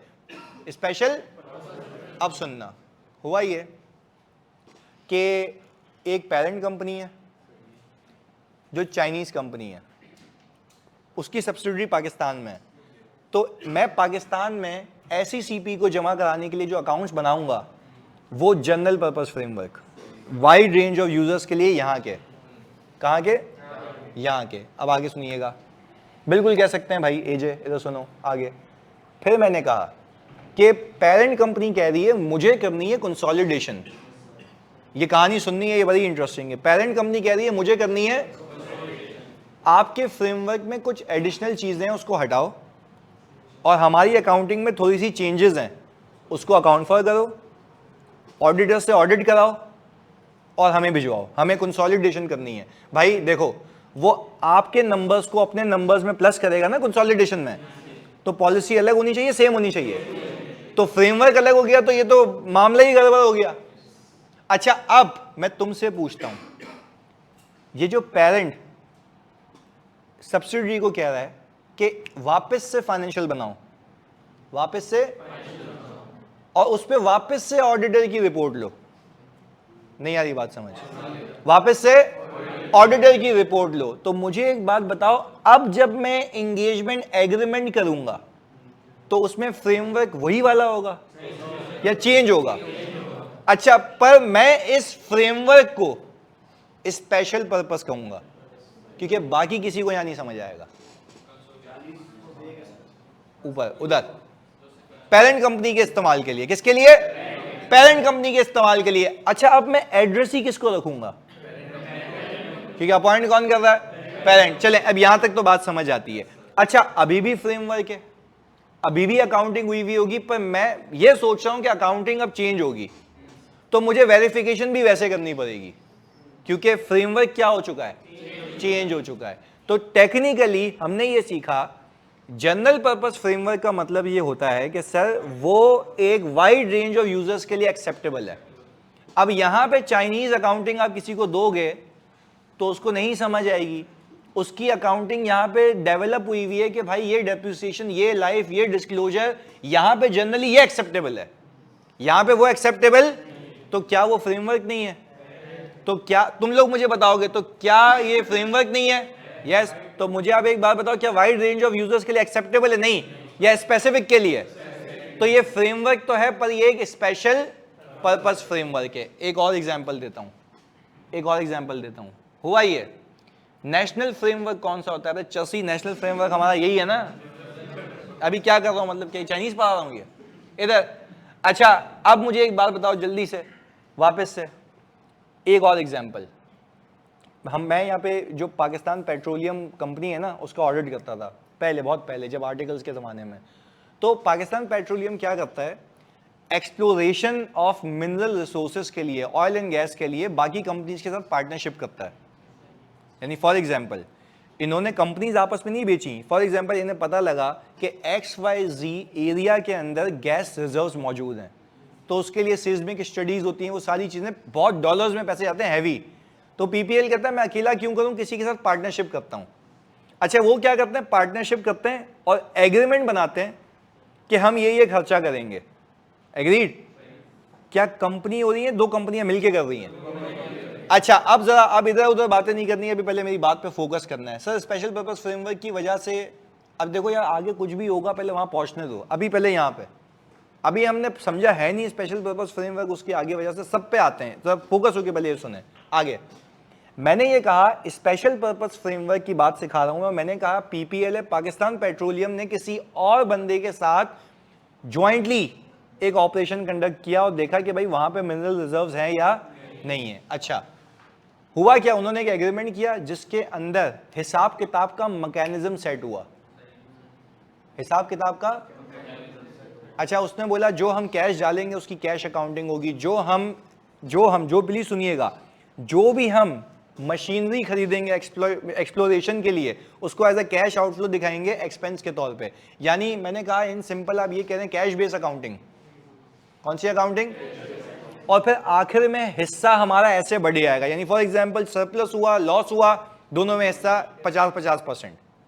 अगर मैं 60% हूं कंट्रोल मेरा है तो 60 और 40। पर उस अकाउंट्स की प्रेजेंटेशन कुछ ऐसे होगी, स्टेटमेंट ऑफ एक्सपेंसेस बनेगी, स्टेटमेंट ऑफ एसेट्स बनेगी, कैश फ्लो बनेगा, खत्म। अच्छा, क्या मुझे बताओ ये किसी और को मार्केट में समझ आएगा या ये एग्रीमेंट ड्रिवन है? अच्छा, जब मेरे बच्चों ये किसी और को मार्केट में नहीं समझ आएगा, ये स्पेशल असाइनमेंट है, एग्रीमेंट ड्रिवन है, तो क्या ये फ्रेमवर्क के तौर पे काउंट हो सकता है? हाँ, हो सकता है। पर I think this is acceptable to only 2 companies. Why not wide range of users? उनको समझ ही नहीं आएगा, उनके किसी काम का नहीं है। तो अब मैं आपसे पूछता हूं, जब ये कंपनी फाइनेंशियल्स बनाएगी, तुम लोग मुझे बताओगे, जब ये कंपनी, तो उसमें ये लिखेगी कि हमने ये अकाउंट्स कंपनीज एक्ट के तहत बनाए या एग्रीमेंट के तहत बनाए? किसके तहत बनाए? एग्रीमेंट के तहत बनाए। पहले बताओ ये बात समझ आती है, हाँ या नहीं? चलें अब इस पे देखो एक और बात लाते हैं, मुझे लगता है इसको एम्फसाइज कराने की नीड है ताकि यूजर्स की फाइनेंशियल स्टेटमेंट्स की अंडरस्टैंडिंग के लिए फंडामेंटली के अकाउंट्स बनाए क्यों गए, किस लिए गए, किस बेस पे बनाए गए। पहले बताओ बात समझ आती है? तो यानी यहां पे हम ये कह सकते हैं सेफली कि जब भी स्पेशल पर्पस फ्रेमवर्क पे क्या बनेंगे, अकाउंट्स बनेंगे, तो स्पेशल पर्पस फ्रेमवर्क पे जब अकाउंट्स बनेंगे तो फ्रेमवर्क डिस्क्लोज होगा तो ईओएम आएगा, क्योंकि matter is fundamental for user understanding of the financial statement. अच्छा, अगर जनरल पर्पस फ्रेमवर्क पे बना रहे हो वो तो वैसे ही नॉर्मल है, वो पता है, उसको बताने की कोई नीड नहीं है। तो पहले बताओ दोनों में फर्क समझ आया? तो ईओएम की हमने एक और एग्जांपल ऐड ऑन कर लिया आज कि एम्फेसिस ऑफ मैटर इस पे भी आ सकता है। अच्छा, तो सबा जो आप कह रही थी वो बिल्कुल सही था, बेसिस ऑफ प्रिपरेशन की तरफ तवज्जो दिलाएंगे, बिल्कुल ऐसा ही है। अच्छा भाई, आसान पे चाइनीज कंपनी को लेके बैठ गया सर, वो चाइनीज फ्रेमवर्क या अदर कंट्री के लिए स्पेशल फ्रेमवर्क अंडरस्टैंडिंग भी होनी चाहिए ना हमें। तो जाहिर सी बात है, जब मैं ऑडिट के लिए एक्सेप्टेंस दूंगा तो क्या ऐसे ही दे दूंगा या पहले फ्रेमवर्क को समझूंगा और फिर ऑडिट करूंगा? अदरवाइज मेरे लिए ऑडिट करना पॉसिबल नहीं है। तो ये बात है जानी, बिल्कुल सही। अच्छा, अब सर ऐसे कोई एफएस हैं वेब पे जो स्पेशल पर्पस फ्रेमवर्क के अकॉर्डिंग बनाए हो? मैं आपको वैसे ही दिखा दूंगा अपने पास से, कोई मसला नहीं है sir. Non going concern basis, अच्छा हाँ देखो, ये तो मैंने ऑलरेडी डिस्कस किया हुआ है, अगर अकाउंट्स नॉन गोइंग कंसर्न पे बने हुए और ये डिस्क्लोज हुआ हुआ है तो ये भी तो एम्फसाइज कराते हो ना, क्योंकि ये भी स्पेशल बेसिस पे बने हुए हैं, ऐसा ही है ना, तो वो भी आप डिस्क्लोज कराते हो। चलें, तो पहले एक बात बताओ कि यहाँ तक क्लैरिटी है, हाँ या नहीं? चलें जी, ओके सर। ऐसे तो हमारे जनरल पर्पस फ्रेमवर्क चाइना वालों के लिए स्पेशल होगा। अब तो चौसी तू तो पाकिस्तान में बैठा हुआ है ना, शजील कह रहा है सर हमारा फ्रेमवर्क उसके लिए क्या होगा? तो भंगी तभी तो वो बनवा रहा है, फिर फजूल बात। भाई वो कह रहा है, वो क्या कह रहा है, सुनो, वो कह ही रहा है, अच्छा कह रहा है, हाँ सही समझ गया, सॉरी, ये देखो आगे बोलने ही नहीं दिया इधर। भाई मतलब दिमाग तो लगाओ। अच्छा, वो चाइनीज कंपनी पागल है, वो बोल रही है मेरे फ्रेमवर्क पे बना के, तो क्यों? उनको ये नहीं समझ आएगा और हमें तो भाई हम जब उसको रिपोर्ट देंगे तो वो रिपोर्ट तुम लोग मुझे बताओगे, वो जो दूसरे एफएस बनाएगा, जो दूसरे एफएस बनाएगा, मैं तुमसे पूछता हूं, जो दूसरे एफएस बनाएगा क्या वो दूसरे एफएस के अंदर फ्रेमवर्क सेम होगा, अलग होगा? उस पर रिपोर्ट भी अलग होगी और उस रिपोर्ट में यूएम भी आएगा, हाँ या नहीं? बस आएगा, ये बात याद रखनी है। क्लैरिटी है? पक्की बात है? ऑनलाइन में तो प्लीज बताओ यहां तक क्लैरिटी है? Sir what about foreign investor? आप कहां बैठे हुए? आपको अपने घर की पंचायत होनी चाहिए। ऑडिट आप यहां का कर रहे हैं, आप बोल रहे हैं वो मायूस हो कि क्या सोच रहा होगा। ओ भाई, वो जो सोच रहा है उसको रिपोर्ट तो दे रहा हूं ना, मैं उसको कह रहा हूं कि मैं पाकिस्तान में बैठा हुआ तुझे तेरे स्पेशल फ्रेमवर्क पे एफएस बना के दे के मैनेजमेंट बना रही है, मैं उस पर ऑडिट कर रहा हूं, साइन करके देता हूं, तुम जानो तुम्हारा काम जाने। अब जो वहां पे अज्यूम कर लेते हैं ईवाई चाइना है, ईवाई चाइना जो उनको रिपोर्ट देगी वो उनके लिए जनरल पर्पस होगी, अल्लाह की कसम। क्यों भाई? वो उनके लिए नॉर्मल है। तो भाई आप अपनी पंचायत करो ना।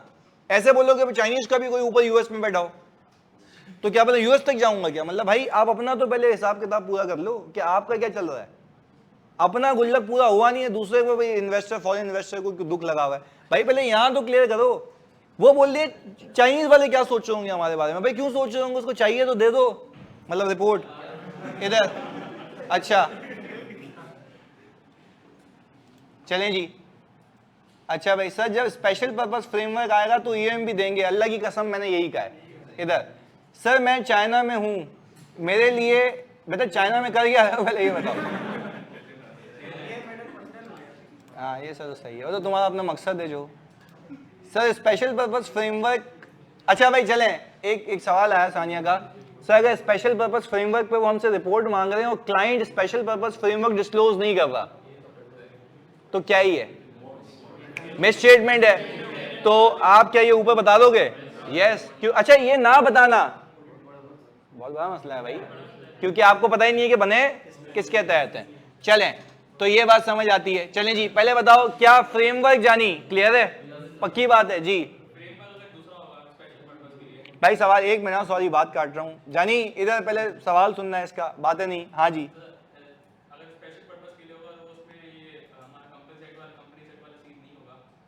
नहीं तो अब देखो स्पेशल पर्पस फ्रेमवर्क है तो उसमें हमारा कंपनीज एक्ट वाला सीन नहीं होगा तो ये पैराग्राफ भी नहीं आएगा, बस ये नहीं आएगा। अच्छा भाई दूसरी रिपोर्ट वाली बात बता दें भाई। दूसरी रिपोर्ट वाली बात क्या बताऊं? जब एक नया फ्रेमवर्क, नया एग्रीमेंट, नया ऑडिट, तो उस पर रिपोर्ट भी नहीं आएगी। उस न्यू रिपोर्ट में मैं अल्लाह की कसम एक पैराग्राफ डालूंगा जिसका होगा एम्फेसिस ऑफ मैटर का पैराग्राफ। पहले बताओ कहानी समझ आती है हाँ या नहीं? यस सर एम्फेसिस क्यों? क्योंकि इसलिए मैं बताऊंगा क्योंकि ये फ्रेमवर्क स्पेशल है, सही है, ताकि कोई मिसलीडिंग चीज ना हो जाए। चलें सर शाम वाली क्लास में डेस्क ऑफ कंट्रोल है। हाँ भाई डेस्क ऑफ कंट्रोल है, बता दिया है।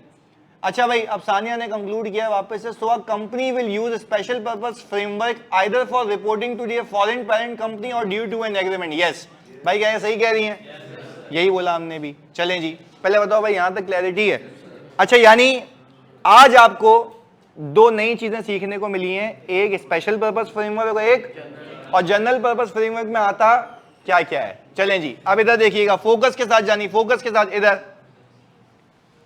तीसरी चीज जो ये कह रहा है, वो कह रहा है सुनना, इस पे भी कहानी है। वो कह रहा है कि आप लाजमी तौर पे ये चेक करें बीइंग एन ऑडिटर कि जितने खर्चे हुए हैं, जितने अखराजात हुए हैं, जितने कैपिटल एक्सपेंडिचर हुए हैं वो कंपनी के बिजनेस के लिए हुए हों, ऐसे ही कंपनी से पैसा बाहर ना गया हो। मैं तुम्हें इसकी एग्जांपल देता हूं, मैं नाम नहीं लूंगा उस कंपनी का। खैर मैंने वहां पे देखा कि यार मैं बच्चे का रिव्यू कर रहा था प्रॉपर्टी प्लांट एंड इक्विपमेंट का, मैंने उसमें एडिशन देखी और एडिशन आ रही थी कोई आई थिंक 120 मिलियन की। अच्छा अब 120 मिलियन की एडिशन, मैंने बोला कि भाई यार ये क्या खरीद लिया इन्होंने? तो मैंने पूछा बच्चे से ये क्या है? बोला सर ये सोलर पैनल है। क्या है भाई? हाँ तो मतलब वो मतलब उनकी जगह भी तो बहुत बड़ी है ना, तो वो उनकी कैपेसिटी के लिए। खैर 120 मिलियन के। मैंने कहा तुमने उसको ऑडिट कैसे किया? अब जरा कहानी सुने।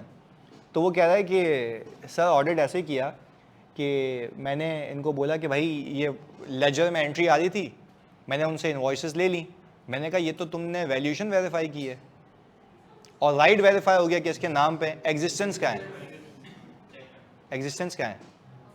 तो बोलता है कि हाँ यार सर ये तो एग्जिस्टेंस तो देखी नहीं है। कहाँ लगा हुआ है ये? बोला सर वो CFO कहते छत पे लगा हुआ है। तो मैंने कहा तुम्हें लेके गए वो? तो उसने बोला नहीं सर मैं गया नहीं हूँ उनके साथ। तो मैंने कहा चल अकेले चला जा। चलो तो मैंने उसको छत पे भेजा अकेला, तो वो गया ऊपर, तो आया बोला सर ऊपर तो कुछ भी नहीं है। तो मैंने कहा भाई तुम 120 मिलियन के अखराजात हुए हैं, कहाँ लगाया सोलर पैनल? मतलब क्या अलग से प्लांट लगा रहे हैं, इलेक्ट्रिसिटी सप्लाई कर रहे हैं, क्या है? इससे तो मेरे रिस्क एलिवेट हो गए। कि भाई कोई नया बिजनेस तो नहीं कर रहे जो हमें ही नहीं बताया, और उसकी इनकम रिकॉर्ड नहीं कर रहे, छुपा रहे हैं टैक्स से बचने के लिए, जो भी है। तो खैर एनीवेज, तो हमने जब इंक्वायरी की तो बाद में पता लगा कि वो डायरेक्टर्स, बहुत सारे डायरेक्टर्स जो इस कंपनी के, आई थिंक 12, उनके अपने अपने अपने अपने प्लॉट्स पे लगे हुए थे। अच्छा आप सुनो, डायरेक्टर को बिठाया जाता है गवर्नेंस के लिए कि कंपनी का पैसा सही मफाद में यूज हो। अब इसको रीड करो, इन्वेस्टमेंट्स मेड, एक्सपेंडिचर इंकर्ड, या कोई भी गारंटी कंपनी ने जो दी है किसी को भी, वो कंपनी के बिजनेस के लिए हो। अच्छा अब जब ये सीन हुआ तो पहले तो मैंने ये कहा कि कंपनी के पैसे से जो एसेट्स लगाए गए हैं वो कंपनी में यूज नहीं हो रहे, कंपनी के नाम पे हैं। अच्छा एग्जिस्ट करते हैं पर कहीं और हैं। अच्छा अब मैंने बोला कि देखें यार, इसका जो डेप्रिसिएशन है वो आप तो नहीं ले सकते, एग्रीड, क्योंकि भाई ये तो आपने उसको दिया है, आप इसको हटाएं, आपके कंट्रोल में नहीं है एसेट, टेक्निकली आपके कंट्रोल में, ऐसा है भाई, कंट्रोल में नहीं है एसेट। मैंने कहा इसको हटाएं। अच्छा फिर बहस निकली, मैं गया सीएफओ के पास, मैंने कहा ये क्या यार, उसने बोला भाई हमारी पॉलिसी है और ये शेयर होल्डर से अप्रूव्ड है, शेयर होल्डर से अप्रूव्ड है कि हम इनके ये बेनिफिट दे सकते हैं। तो अब देखो बच्चे इस बात का अवेयर ही नहीं था कि वो जब तक नहीं था तब तक उसने ये घुसा नहीं इन चीज़ों में वो। अच्छा अब मैंने बोला, अब मेरा यहाँ से रिस्क अलग शुरू हो जाता है ना। मैंने कहा अच्छा यानी शेयर होल्डर से अप्रूव्ड है, बोल रहे हैं जी। तो मैंने कहा यानी कंपनी मेंटेन्ड चीज़ें आप डायरेक्टर को दे सकते हैं, एग्रीड। मैंने कहा जब डायरेक्टर को आप सैलरी देते हैं ना, उनके सैलरी में ये बेनिफिट टैक्स करवाएं। हाँ अब मैं वहाँ पहुँच गया, अबे वो बोल रहा है पार्टनर को, भाई क्या आदमी है, जंगली है ये, मतलब मैंने कहा सही बात है, मतलब आप बेनिफिट दे रहे हैं तो ये भी तो एक नॉन कैश बेनिफिट है, तो उसकी सैलरी में डालें आप।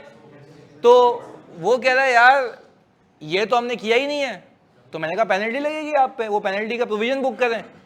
तो देखो नॉन कंप्लायंस यहां से निकल गई।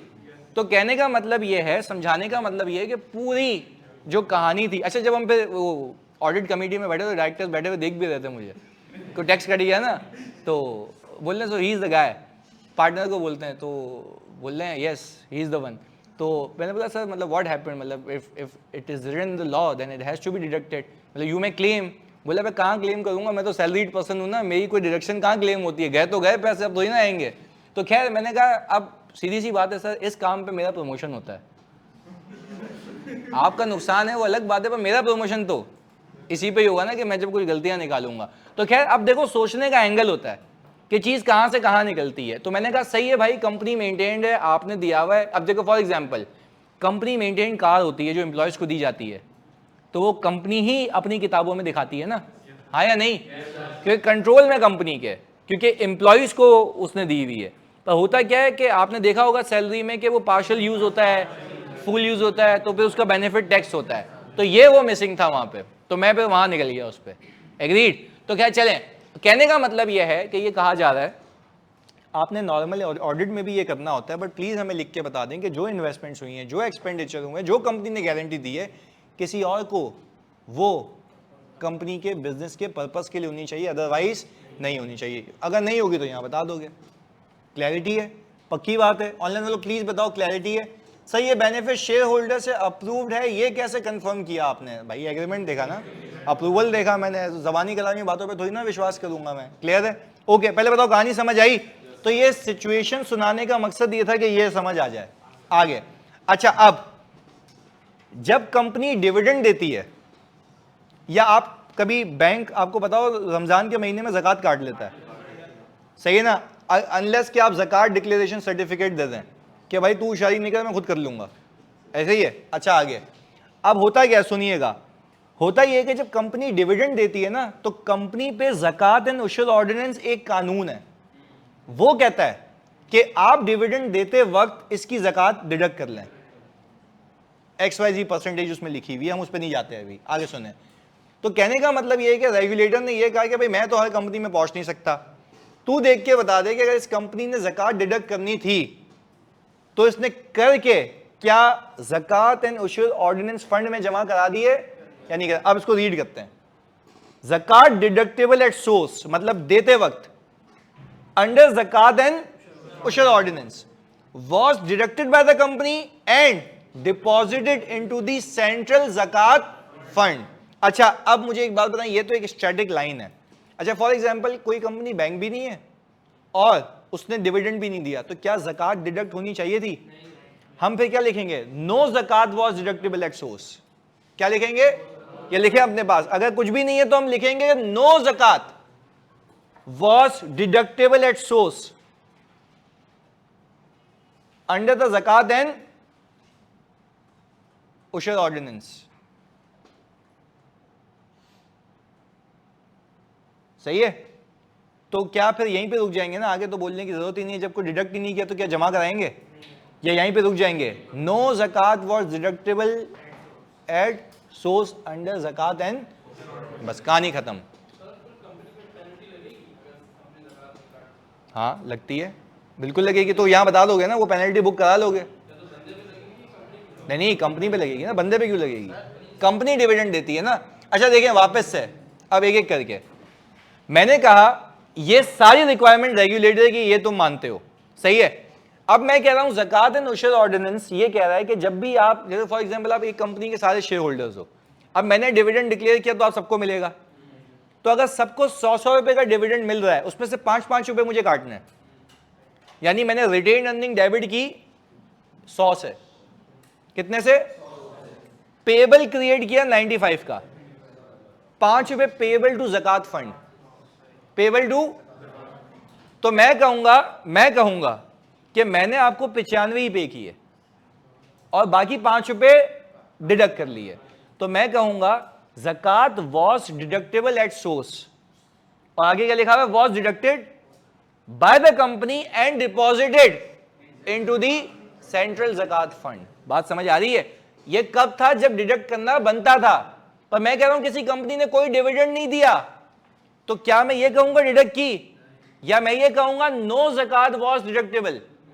No zakat was deductible. तो मैंने यही तो बोला कि no zakat was deductible at source under Zakat and, और इसके आगे कुछ कहोगे या बस?